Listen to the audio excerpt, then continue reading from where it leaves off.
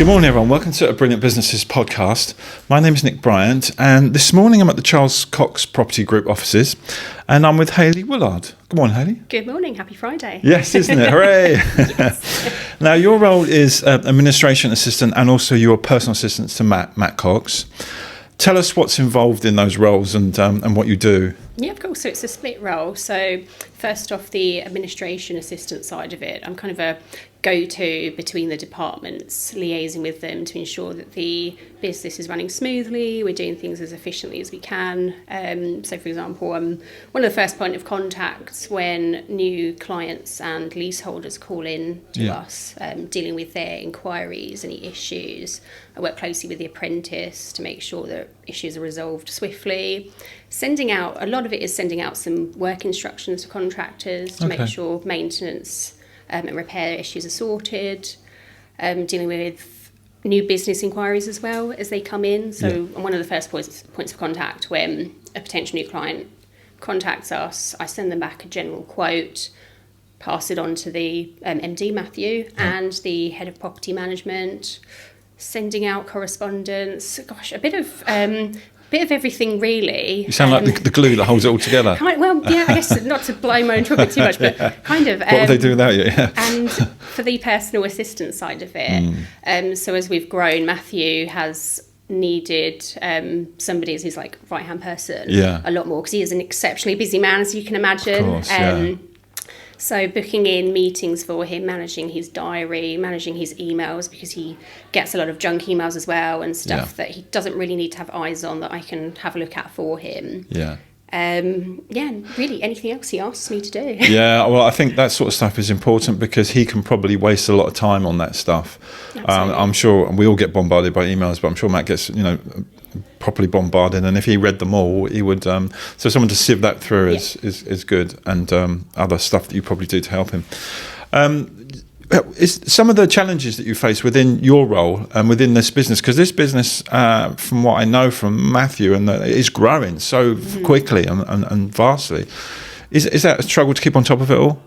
I think by the nature of the beast is we are very reactive as an industry. So with all the best will in the world, sometimes you plan your day of like, right, I'm going to achieve this, this and this.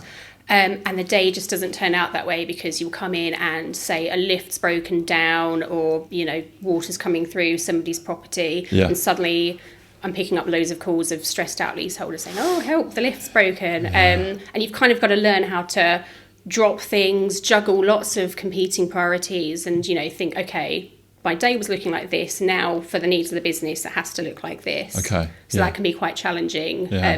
It's very fast paced. I guess you've got to really work out what the priority is and what you work on and what you drop as well.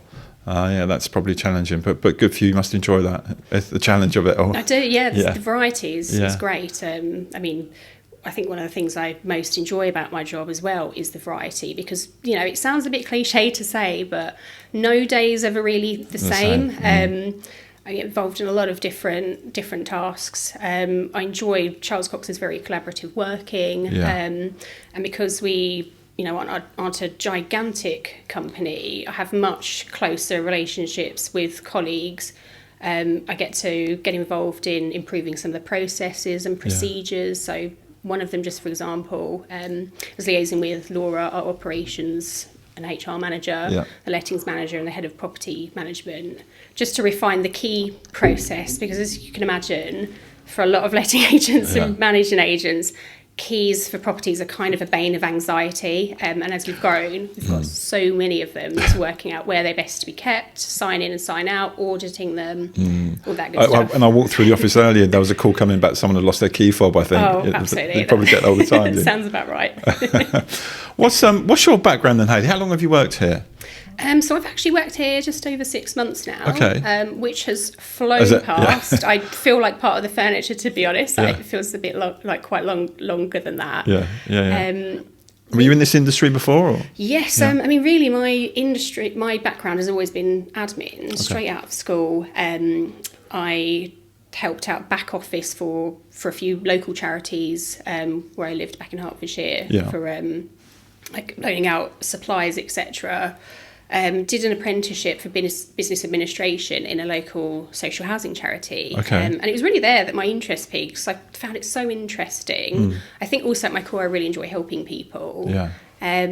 So then after that I was like, they couldn't afford to keep me on, unfortunately, after I finished the apprenticeship. And I thought, right, I want to do something else that kind of fits into that. What else is there that fits my skill set? And in my job searches, property management was popping up. And I'd actually never heard of property management at the time. I was like, what's this? Went for an interview at a local managing agent, and they explained a bit more about it. And I thought, this sounds like a bit of me. So joined that. And the rest is history, really. Since I moved from to Brighton as well, pretty much majority worked in managing agents in property management departments, again as administration.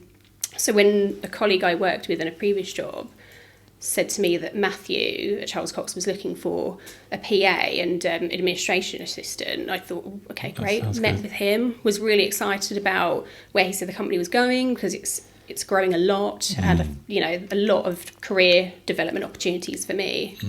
Yeah, definitely. Yeah. It's interesting how a path can change or a path can grow, isn't it? Because you sort of picked up on that from the job offers were coming in as in this line of industry that you didn't even know existed, and now you'll probably find that you'll be in the industry forever, or for the next 10 years, or whatever it is. Most likely. Yeah, but I like that. That's good, isn't it? You don't know where your path's going to go. That's really cool. So what's Matt like to work with? He's quite a laid back character. Is he quite rushing around, quite stressed, or how? I mean, don't get me wrong, he's exceptionally busy, always here, there, and everywhere. Yeah. Very down to earth, which is something I really like about Matthew as a boss. Yeah.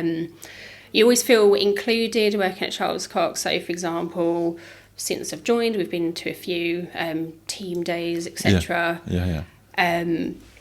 The first time I ever met Matthew to speak about the job was over a drink at a local pub. Yeah.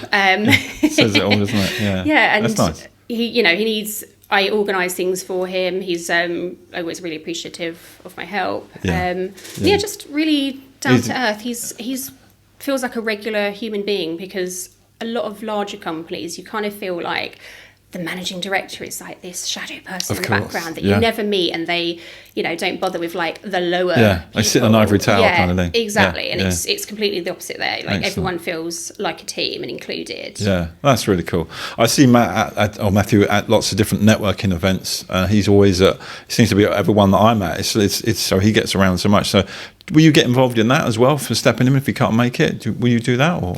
Yeah, hopefully. So as I said, I've been here about 6 months. It's a split role. The role is evolving. So as we grow as well more, I'm becoming more involved in the PA side of it. So watch this space. Hopefully I'll see you at a networking event soon. Exactly. Yeah. And how many people are in the office now here working for Charles Cox? Do you know? Just have to think. Ooh. Last time I did a podcast with Andrew, I asked him the question, and I can't remember what the number was, but I was just interested to see what it was before to what it is now, whether it's grown. But it must have done, because you weren't on board. Maybe you were on board then. I'm not sure. I think it was early days. I think from an email I saw from Matthew the other day, I think it was about 25 people in general. Yeah. I mean, this is our HQ, so to speak, but we do have offices in Hove and Willingdon. Yes. So a lot of staff move around, are based in other places.